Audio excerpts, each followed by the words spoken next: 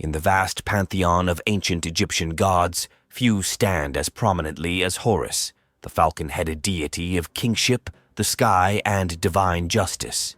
From his dramatic battles with the god of chaos, Set, to his enduring role as a protector and symbol of renewal, Horus's story is one of triumph, resilience, and balance. In this video, we'll dive deep into the mythology, symbolism, and cultural significance of Horus, uncovering how this legendary god shaped ancient Egyptian beliefs and continues to captivate the world today, here on Legends and Myths. This tale introduces the Osiris myth, a cornerstone of ancient Egyptian mythology that frames the origins of Horus's story. This story begins with the divine union of Osiris, the benevolent ruler of the earth, and Isis, the goddess of magic and motherhood. It paints a vivid picture of a primordial world ruled by Osiris and Isis, a time of harmony and prosperity where humanity thrived under their guidance. Osiris, as a cultural hero, civilizes the once barbaric people, teaching them agriculture, religion, and social order, while Isis distributes her divine gifts equally, fostering equality and abundance. The people were all equal at this time, men and women, owing to the gifts of Isis which were dispensed to all. Food was plentiful, and there was no want or need unfulfilled. Osiris's brother Set grew jealous of him, and this envy turned into betrayal and the pivotal moment that led to Osiris's demise. Fueled by jealousy and wounded pride over Nephthys' seduction of Osiris, Set crafts a sinister plan to eliminate his brother. He uses a beautifully crafted casket designed to Osiris's exact dimensions as a trap. During a feast, Set tricks Osiris into lying down in the casket, slams the lid shut, and casts it into the Nile, symbolically severing Osiris from the world of the living. While this was going on, Set had usurped Osiris's rule and reigned over the land with Nephthys. He neglected the gifts which Osiris and Isis had bequeathed, and the land suffered drought and famine. Isis knew she had to bring Osiris back, so she embarked on her quest to restore her husband. The casket containing Osiris's body, carried by the Nile's currents, becomes part of a tamarisk tree in Byblos, admired for its divine beauty and fragrance. The tree is subsequently cut down to serve as a pillar in the royal court. Meanwhile, while Egypt falls into chaos under Set's neglectful rule, Isis is determined to undo Set's treachery as she tirelessly searches for Osiris, embodying her love and devotion to him. Upon discovering the tree pillar, she secures the king and queen's consent to reclaim it and brings it back to Egypt, setting the stage for the resurrection of Osiris and the birth of Horus. Osiris was dead, but Isis knew she could bring him back to life. She asked her sister Nephthys to stand guard over the body and protect it from Set while she went to gather herbs for potions. Even after retrieving the casket from Byblos, Isis's efforts are thwarted when Set learns of Osiris's return. Exploiting Nephthys' trust, Set uncovers Osiris's hiding place and takes his vengeance further by dismembering his brother's body, scattering the pieces across Egypt and the Nile. Isis's horror upon discovering the mutilation of Osiris marks a turning point in the myth. With unwavering determination and aided by Nephthys, she sets out on a perilous journey to recover and reassemble Osiris's remains, underscoring themes of love, loyalty, and resilience. After tirelessly recovering and assembling his body, the sisters perform a miraculous ritual to revive Osiris. However, since his penis had been eaten by a fish, his incomplete form prevents him from returning as ruler of the living. Instead, he assumes his eternal role as Lord of the Underworld, overseeing the dead and maintaining the cosmic balance. Before departing, Osiris and Isis ensure the continuation of their legacy. In a powerful act of transformation and divine ingenuity, Isis becomes a kite, or a falcon, symbolizing her divine connection to the sky, and flies around his body, drawing his seed into her own and becoming pregnant with Horus. This act sets the stage for Horus's birth, his eventual confrontation with Set, and his destiny as the protector of order and rightful king of Egypt. Osiris left for the underworld, and Isis went into hiding in the delta region of Egypt to protect herself and her son from Set. Isis endured a difficult pregnancy with an exceptionally challenging labor and gave birth to Horus alone in the swamps of the delta.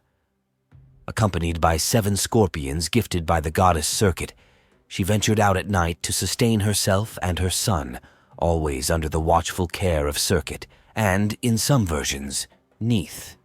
In their hidden sanctuary, Isis, along with Serket and Neith, nurtured and educated Horus, preparing him for his destiny. These teachings and protections ensured that when Horus reached manhood, he was not only physically strong, but also wise and ready to challenge Set for his rightful place as ruler, symbolizing the ultimate triumph of order over chaos. The epic battles between Horus and Set are central to the mythology of ancient Egypt, and their struggle is vividly recounted in the Contendings of Horus and Set, a manuscript from the 20th dynasty, 1090 to 1077 BCE. This version of the story frames their conflict as a prolonged legal trial before the Aeneid, a council of 9 powerful gods tasked with adjudicating their dispute. In this tale, Horus formally accuses Set of unlawfully seizing the throne from Osiris. Ironically, both Osiris and Set are among the 9 divine judges, adding layers of complexity and intrigue to the proceedings. The narrative weaves physical contests, moral debates, and divine interventions, showcasing not only the rivalry between order and chaos, but also the intricate dynamics of the gods themselves. In the Contendings of Horus and Set, the Aeneid faces the monumental task of determining who should rightfully rule Egypt: Horus, the son of Osiris, or Set, the usurper. Most of the gods favor Horus, recognizing his claim as Osiris's heir. However, Ra, the supreme sun god, hesitates, arguing that Horus is too young and inexperienced to lead, while Set, despite his flaws, has proven himself as a ruler. To resolve the dispute, the gods decree that Horus and Set must compete in a series of challenges to demonstrate their worthiness. These trials are both physical and symbolic, embodying the cosmic struggle between order and chaos. In the course of their battles, Horus loses his left eye, symbolizing a temporary dimming of the moon's light. Set, in turn, is severely injured, castrated, or at least gravely weakened. Despite Set's cunning and brutal tactics, Horus emerges victorious in every challenge, proving his resilience, strength, and fitness to rule. The conflict between Horus and Set drags on for over 80 years, a testament to both the stubbornness of the gods and the intensity of the struggle. During this time, Egypt languishes under Set's chaotic rule, and the suffering of the people grows. Isis, unable to stand by any longer, devises a clever plan to sway the balance in her son's favor. Using her mastery of transformation, Isis disguises herself as a young, beautiful woman and sits crying outside Set's palace. When Set notices her distress, he approaches and inquires about her troubles. Isis weaves a poignant tale, claiming to be a widow whose husband was treacherously killed by his own brother. She laments that this villain has stolen her husband's land, seeks to kill her only son, and has driven her into exile, where only scorpions keep her company. This encounter demonstrates Isis's intelligence and strategic mind, as she uses Set's sense of superiority and curiosity against him. The story she tells parallels her own plight and plants the seeds for Set's eventual downfall. Set, unknowingly condemning himself, reacts with outrage upon hearing Isis's fabricated tale. Moved by the perceived injustice, he declares that the treacherous brother in the story must be punished, promising to personally intervene, restore the widow and her child to their rightful place, and cast the offender from the land. At this dramatic moment, Isis reveals her true identity, exposing Set's hypocrisy before the assembled gods. The other gods, with Ra finally conceding, agree that Horus is the rightful ruler of Egypt. Set, by his own words, has sealed his fate and is banished to the desolate lands beyond Egypt's borders. With Set defeated, Horus ascends the throne of his father Osiris, bringing balance and order back to the land. He rules alongside Isis and Nephthys, who serve as his consorts, ensuring the continuity of divine protection and justice for Egypt.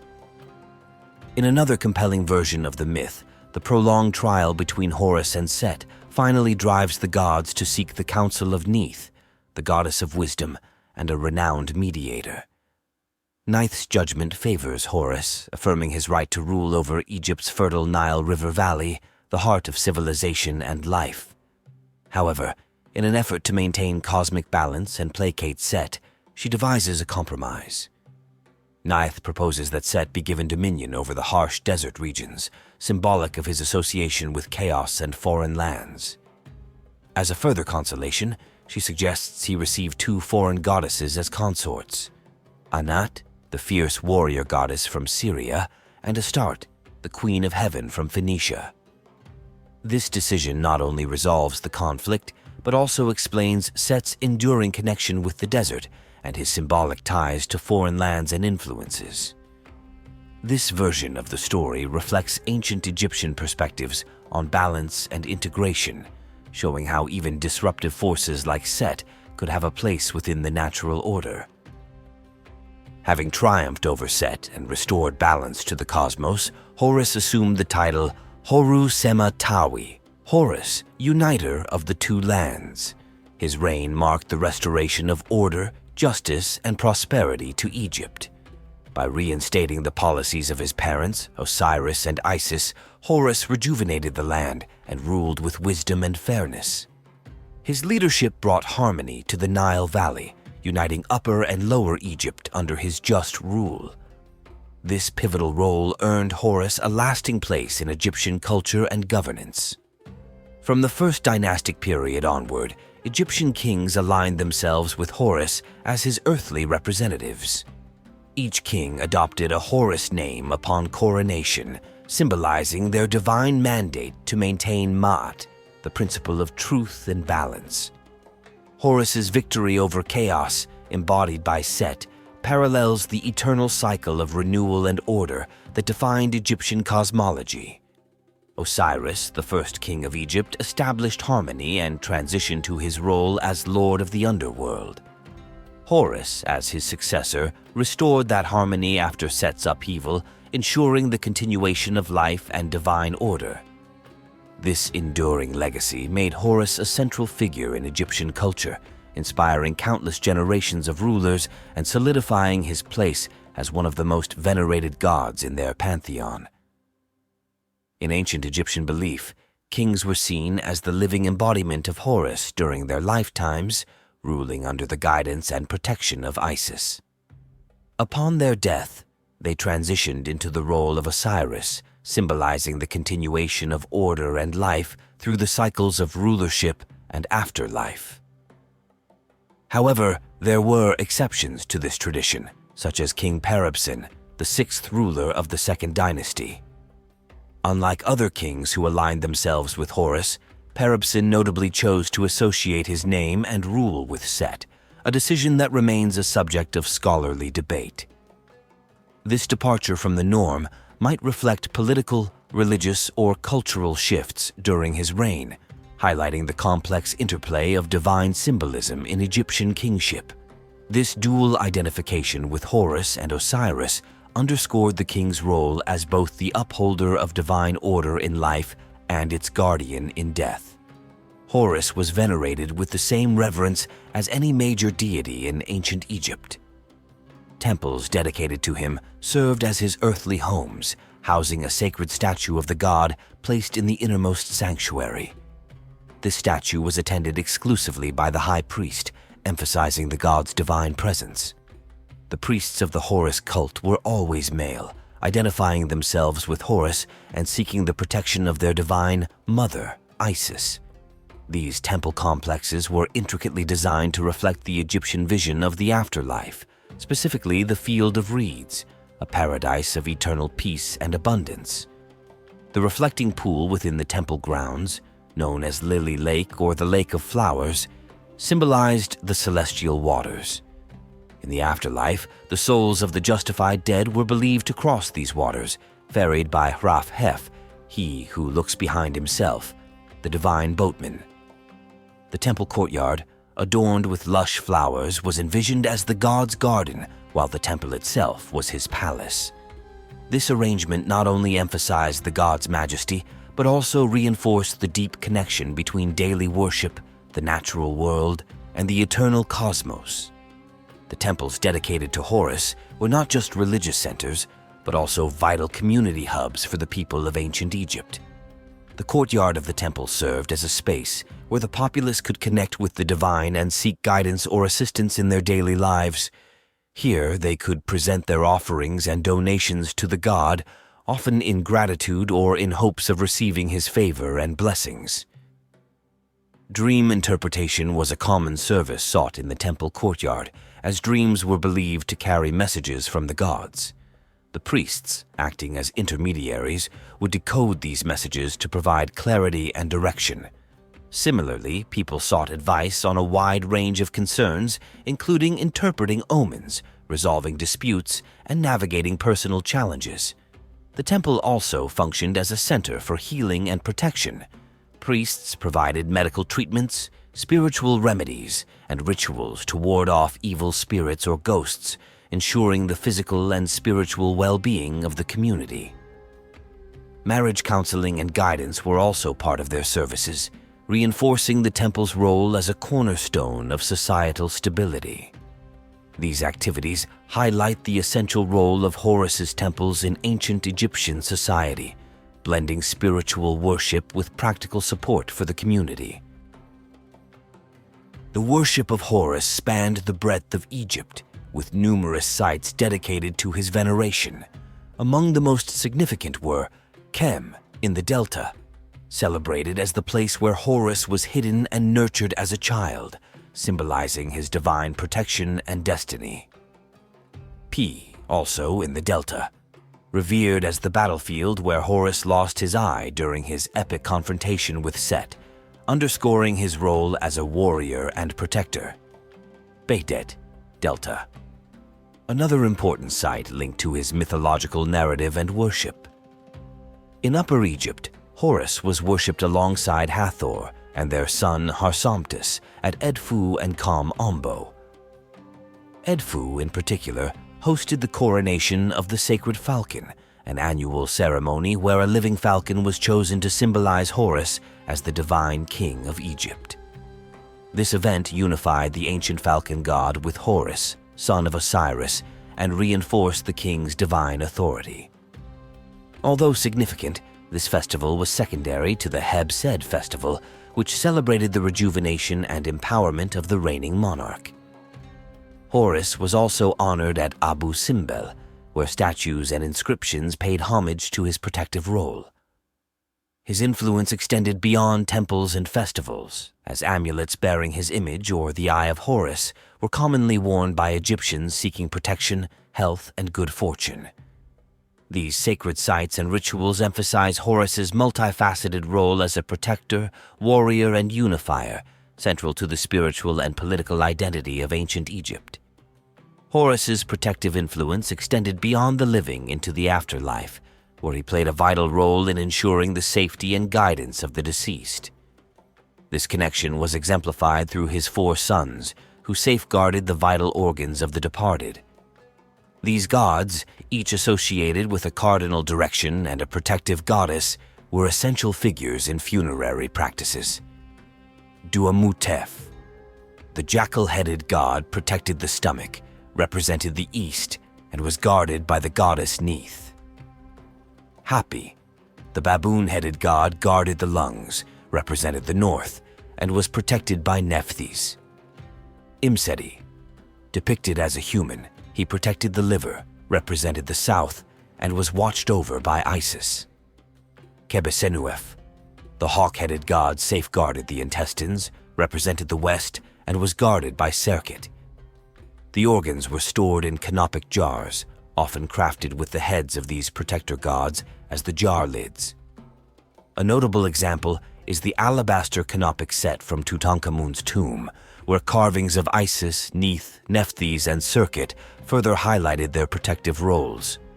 These four sons were manifestations of Horus, representing his enduring care for the deceased. At funerals, Horus was invoked for protection, ensuring safe passage to the afterlife for the departed and providing comfort to those left behind. This enduring role as a friend to the dead solidified his place as a guardian across the boundaries of life and death.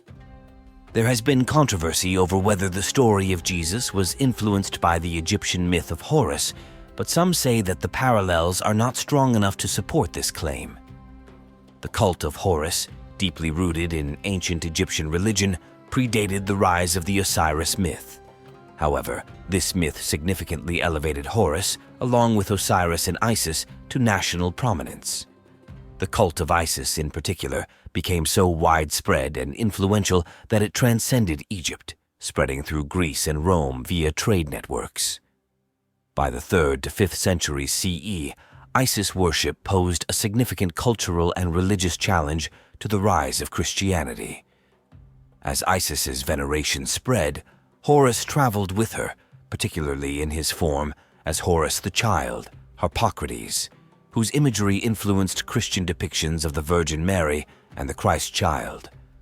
The worship of Isis and Horus introduced concepts and imagery that resonated with early Christian symbolism, including the dying and reviving God, exemplified by Osiris and later Jesus, offering eternal life. The Virgin Mother and Divine Child, paralleling Isis and Horus with Mary and Jesus. The red hues and traits of Set, associated with chaos and evil, influencing the depiction of the Christian devil. However, it is important to emphasize that Christianity is not simply a rebranding of the Isis cult, nor is Horus a direct prototype for Jesus Christ. While similarities exist, these are reflective of broader mythological themes and cultural exchanges rather than direct borrowing or equivalence. Horus, the falcon-headed god, embodies the rich complexity and timeless appeal of ancient Egyptian mythology. As a symbol of kingship, protection, and restoration, his story weaves together themes of struggle, justice, and triumph. From his role as a divine avenger reclaiming his father's throne to his connection with the four sons who safeguarded the afterlife, Horus played an essential role in shaping both religious beliefs and the cultural identity of ancient Egypt. The enduring legacy of Horus extends far beyond his temples and myths, influencing art, culture, and even religious symbolism in later traditions. His story reminds us of humanity's universal quest for order amidst chaos, protection amidst danger, and justice amidst strife. As we reflect on the figure of Horus, we see not just a deity of the ancient world, but a symbol of resilience and hope, whose impact transcends time and continues to captivate us today. Thank you for joining me on this journey into the mythology and significance of one of Egypt's most iconic god. Please don't forget to like, share, and subscribe for more explorations of ancient myths and their lasting influence. Well, that's all I got for today. Take care, and I'll see you in the next myth.